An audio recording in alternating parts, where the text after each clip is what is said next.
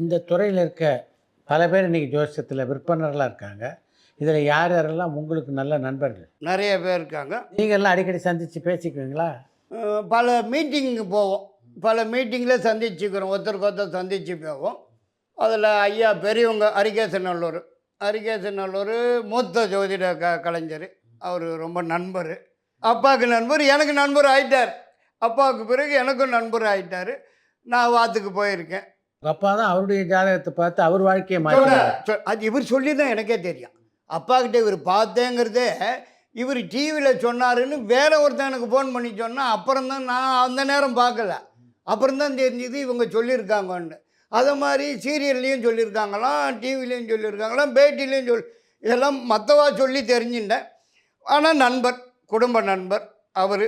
அரிகேசநல்லூர் அண்ணாவை சொல்லலாம். நான் அண்ணன் தான் சொல்லுவேன். அரிகேசநல்லூர் அண்ணா சொல்லலாம். இவர் ஆதித்ய குருஜின்னு ஒருத்தர் இருக்கார், ஜோதிடர். அடிக்கடி மாநாடு நடத்தக்கூடிய ஜோதிடர். அவர் எனக்கு நண்பர். முருகு ராஜேந்திரன் இருந்தார். அவரோட பிள்ளை இப்போ முருகு பாலமுருகன். முருகு ராஜேந்திரனே எனக்கு நன்னா தெரியும். அப்பாவுக்கு ஃப்ரெண்டு, எனக்கும் ஃப்ரெண்டு. இப்போ முருகு பாலமுருகன் எனது நண்பர், ஜோதிட நண்பர்.